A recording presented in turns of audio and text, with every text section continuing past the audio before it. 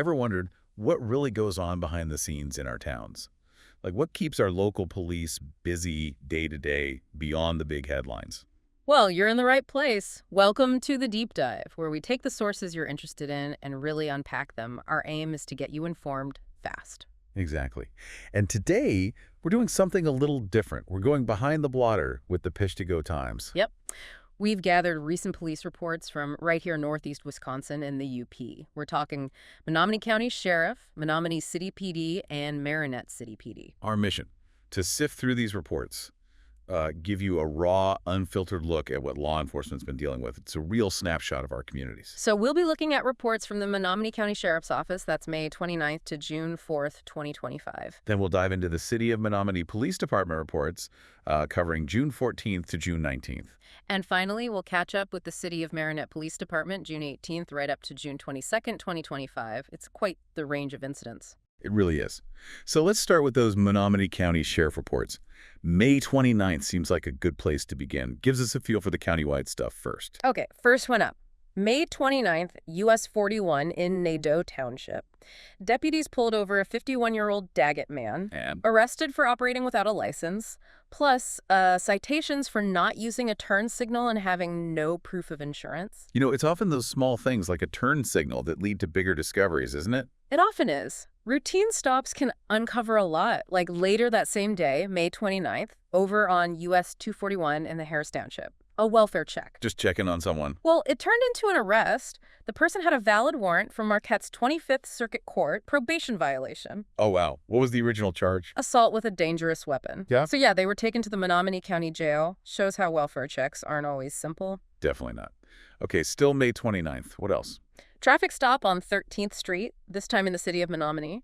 A 37-year-old man from Peshtigo, Wisconsin. Remember, that's Peshtigo. Got it, Peshtigo. What happened there? He was arrested. 2 counts of carrying a concealed weapon and 2 counts of improper transport of prescription medications. Whoa. Okay, explain that prescription part. What does improper transport usually mean? Typically, it means, having prescription drugs, especially controlled ones, outside their original container. Or maybe without proof of the prescription, it can be serious. He was lodged at the Menominee County Jail. Yeah, that sounds like a significant stop. Okay, shifting gears a bit here. Still May 29th. This one's different. Let me guess. The dog. You got it. Hashtag 34 Road in Nadeau Township. A 31-year-old Kearney man arrested for having a dog at large. Ah, yes. The report mentioned a caller had an ongoing issue with his neighbor's dog. It just goes to show, right? Neighbor disputes can really escalate, even over pets. They absolutely can. They take up resources, cause friction. It's a common call, believe it or not. Also on May 29th, Pine Hill Court in Menominee Township. Unwanted subject complaint. How did that end? 2 people were warned about criminal trespass, basically told not to come back to that property. All right, let's move to May 30th. What did the sheriff's office handle then? First incident was a deck fire on Hendrickson Road. Stevenson Fire Department was there, along with a deputy. Everyone, okay. Much damage. Thankfully, yeah, everyone was fine. The fire was put out quickly, minimal damage to the house itself. A good reminder, it's not always crime-related calls. True. What else on the 30th? A single vehicle crash, rollover. This was on Johnson Road in Stevenson Township. Oh, no. Details. A 17-year-old driver from Nadeau lost control, went into the ditch, vehicle rolled. Injuries were described as non-life-threatening. Still scary, Yes. especially for a young driver. Very. And on May 30th, they also started looking into something at the old landfill in Daggett. Malicious destruction of property. Vandalism, basically. Sounds like it. That kind of thing costs the community money, for repairs and cleanup. On ongoing investigation there. Makes sense. Anything else for May 30th? Yep, one more. Traffic stop on M35, Ingleston Township. A 30-year-old Green Bay man arrested. What were the charges? Operating without a license and operating without security. Without security, that means no insurance, right? Exactly. Driving without valid auto insurance. Illegal and risky for everyone. He was taken to the county jail. Okay, on to May 31st. What stands out? Well, first, some good interagency work. US 2 and 41 in Spalding Township. Deputies helped the Michigan State Police. How so? A vehicle failed to stop for MSP. Deputies got involved, and the driver, a 68-year-old man from Perrinville, was arrested. Charges. Fleeing and eluding that was from the deputies. And operating while intoxicated from MSP, then off to Menominee County Jail. Wow. A coordinated effort needed there. Definitely. Important when things cross jurisdictions or involve serious risks like OWI and fleeing. What else happened on the 31st? A deputy handled a landlord-tenant issue in Stevenson. Someone reported inappropriate comments from their landlord, documented it. Delicate situation. Not necessarily criminal, but needs mediating. Precisely. Also, May 31st, traffic stop, Everard Road, Stevenson Township. A 25-year-old Stevenson man arrested. More license issues? Plates, actually. Improper registration plates, operating without security, so no insurance again, and unlawful license plate use. He got a citation and was released. Okay. And one more for the 31st. Yes, an investigation started after a report of a breaking and entering. This was on Fairland Loop in Menominee Township. All right. June 1st seems quieter in the reports. Just one listed for the sheriff's office that day, a juvenile runaway situation on River Drive in Menominee Township. Oh, that's tough. What happened? A deputy was told to contact someone whose daughter had run away, apparently again. She was officially entered as a runaway. Repeat cases like that must be challenging. They really are. It takes significant resources each time, and, it points to deeper issues, usually needing more than just police intervention. Often involves social services trying to find the root cause. Yeah, difficult situation all around. What about June 2nd? 2 things reported. First, a bond violation investigation. What did they find? They determined a 63-year-old Menominee woman violated her bond conditions by leaving the state.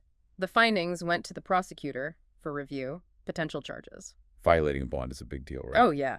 It breaches the court's trust. Can mean getting rearrested, potentially losing bond altogether.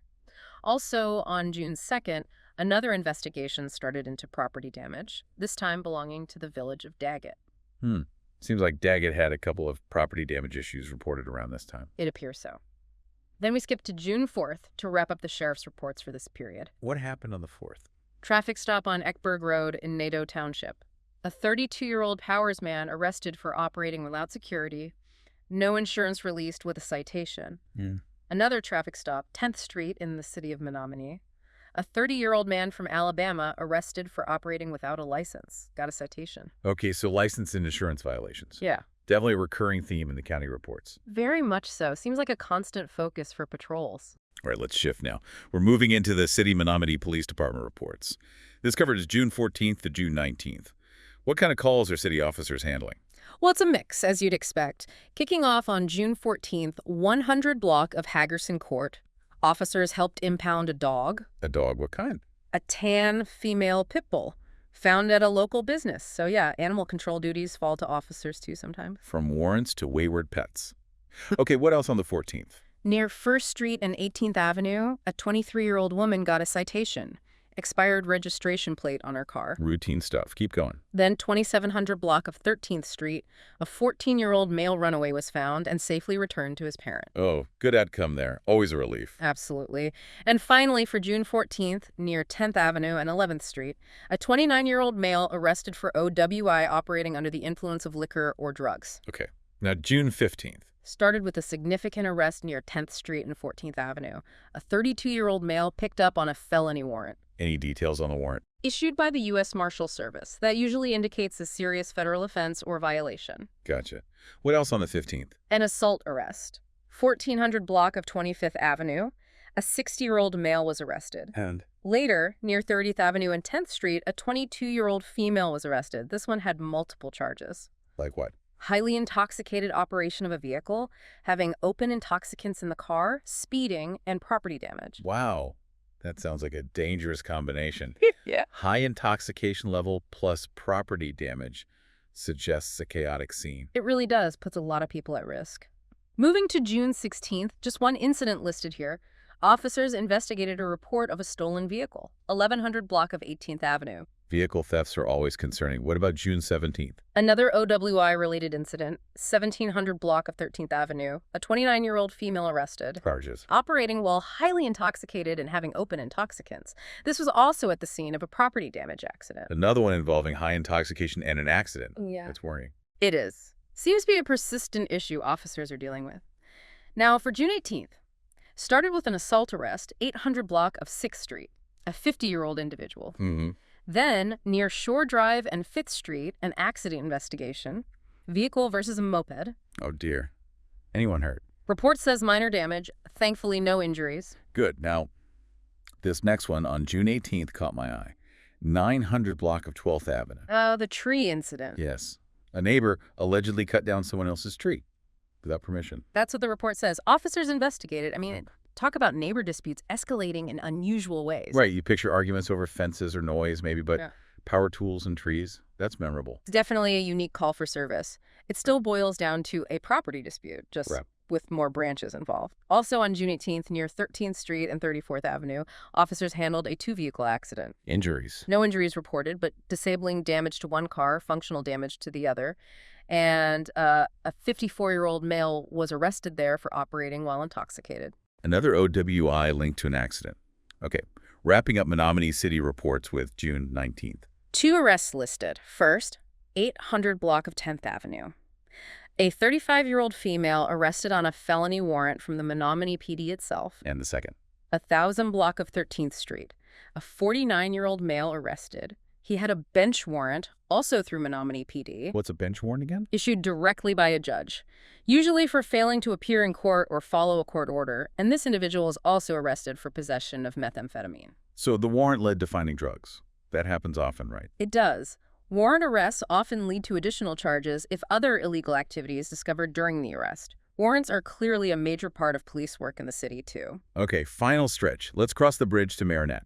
City of Marinette Police Department reports, June 18th to June 22nd, bringing us almost up to date. Right, starting June 18th. At 1644 Ludington Street, Nicholas Gignac, 27 from Manitowoc, arrested for a probation violation. So he broke the rules of his probation. Essentially, yes. That can lead back to jail time. Also on June 18th, near Russell Road and Hemlock Street. A familiar sight around here. Let me guess. Deer. Bingo! Robert Valentine, 71 of Marinette, hit a deer. No human injuries reported, thankfully. Happens all the time, doesn't it? Especially this time of year, dusk and dawn. You really have to watch out. Okay. Still the 18th. Yes. Brandon Lealio, 43, of Marinette, apprehended at 1301 Marinette Avenue. He had a warrant out of Menominee, Michigan. See, there's that cross-state cooperation again. Warrants don't stop at the bridge. Not at all. Law enforcement works together on those. Now, jumping to June 20th. Busy day in Marinette. What happened? First, a two-vehicle collision at Hosmer Street and Waldo Boulevard. Randy Nicole, 58, from Menominee, and Edward Rees, 69, from Peshtigo. Injuries. Fault. No injuries. Rees was cited for inattentive driving. Okay. What else on the 20th? Marinette Avenue and Mary Street. Tristan Russert, 26, from La Crosse, cited and released for possession of THC. Then a more serious incident at 1450 Marinette Avenue. Yes. Angel Throm, 44, of Marinette.